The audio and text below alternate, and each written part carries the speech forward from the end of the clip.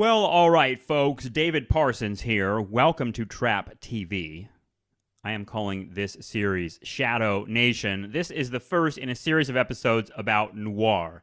Noir both as a film genre and as a larger framework for understanding American culture and society, particularly in the World War II and post-war years, all the way up to the 21st century.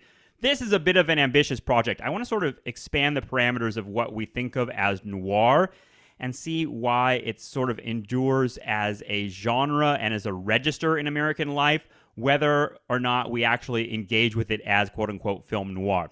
So I hope to give you in this first episode some idea of where I'm coming from and where we might be going with this. This movie, Nightmare Alley, came out last year.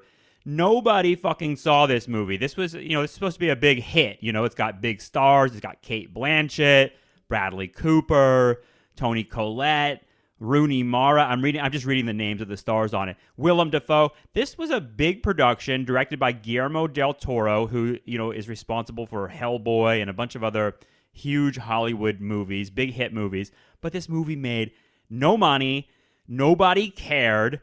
It was seen as a bit of a tragedy, I think, for a lot of prestige filmmakers. Martin Scorsese actually wrote an editorial in the LA Times in which he said he begged audiences to go see this movie and save American cinema.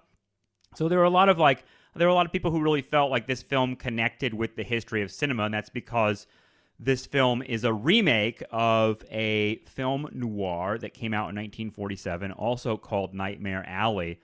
But, the fact that this movie failed kind of made me think a lot about noir in 2022. Who gives a fuck about film noir and these, Bradley Cooper wearing a fedora and smoking a cigarette and doing that film noir thing? Well, Nightmare Alley is actually a little bit different than the cliches of noir that are kind of well parodied in American culture. The trench coats, the fedoras, the very particular way of speaking in a film noir.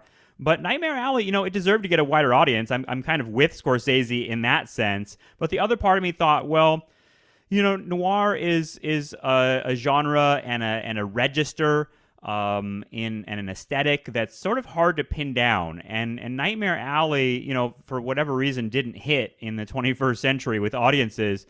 And part of me thinks, and this is, I guess, where I'm going with this, is that noir isn't really a particular set of iconography like the fedoras and cigarettes and femmes fatales, but that noir is actually something wider than that. It's kind of a register of being, a vibe, if you will. So that's the thesis of Shadow Nation, is that noir is a vibe, and noir is the vibe of social and cultural reality in the United States, all the way from, I would say, the 20th century to where we're at today, but maybe even further back.